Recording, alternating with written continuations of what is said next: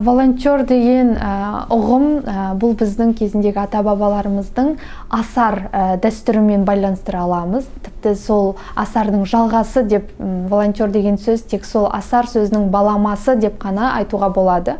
Себебі кезінде ата-бабаларымыз бір-біріне қол ұшын созып, жаңағыдай көмектесіп, бірге аяқтайтын болған шаруаларын жасаған.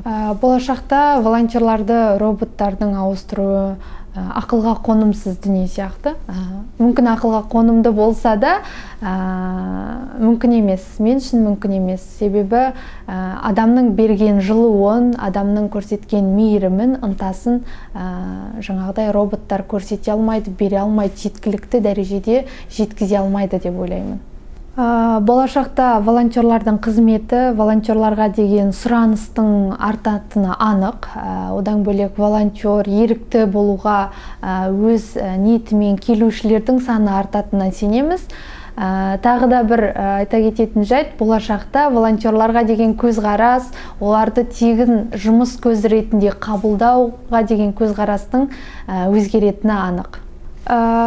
Жалпы өзім волонтерлыққа студент шағымда келдім.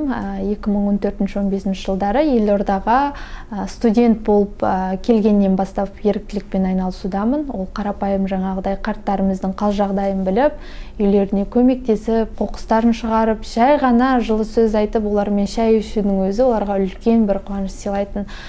Сол сәттерден басталған сияқты менің еріктілік жұмысым.